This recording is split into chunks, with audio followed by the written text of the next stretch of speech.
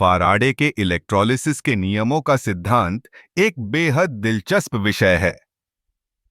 जब हम इलेक्ट्रोलिसिस की बात करते हैं, तो हमें यह समझना होता है कि यह प्रक्रिया कैसे काम करती है। फाराडे के पहले नियम के अनुसार, जब हम किसी इलेक्ट्रोलाइट को विद्युत धारा के संपर्क में लाते हैं, तो उस इलेक्ट्रोलाइट में उपस्थित पदार्थों का विघटन होता है।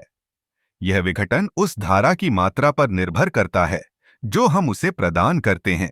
अब फाराडे के दूसरे नियम की बात करें, तो यह बताता है कि किसी इलेक्ट्रोलाइट में विघटित होने वाले पदार्थों की मात्रा उस धारा के समय के सीधे अनुपात में होती है।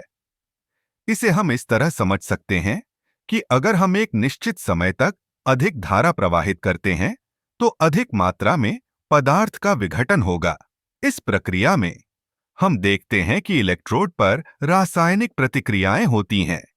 जब हम सकारात्मक इलेक्ट्रोड की बात करते हैं, तो यह ऑक्सीजन का उत्पादन करता है, जबकि नकारात्मक इलेक्ट्रोड पर धातु का अवक्षेपण होता है।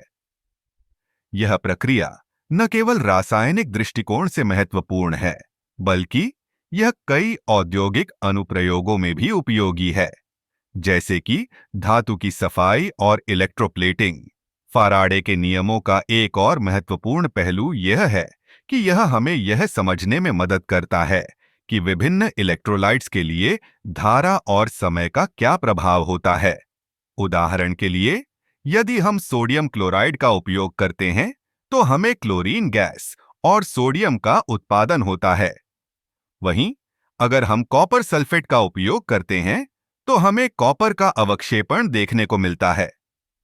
इलेक्ट्रोलिसिस की प्रक्रिया में तापमान और दबाव का भी महत्वपूर्ण योगदान होता है।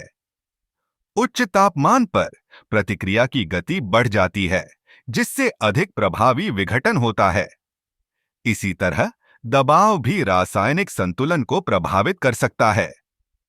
इस प्रकार फाराडे के इलेक्ट्रोलिसिस के नियम न केवल सिद्धांत के रूप में महत्वपूर्ण हैं, बल्कि ये हमारे दैनिक जीवन में भी कई तकनीकी प्रक्रियाओं में उपयोग किए जाते हैं।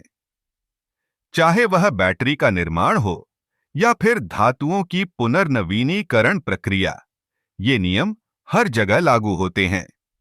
इसलिए फाराडे के नियमों को समझना न केवल एक वैज्ञानिक दृष्टिकोण से आवश्यक है, बल्कि यह हमें तकनीकी विकास की दिशा में भी मार्गदर्शन करता है।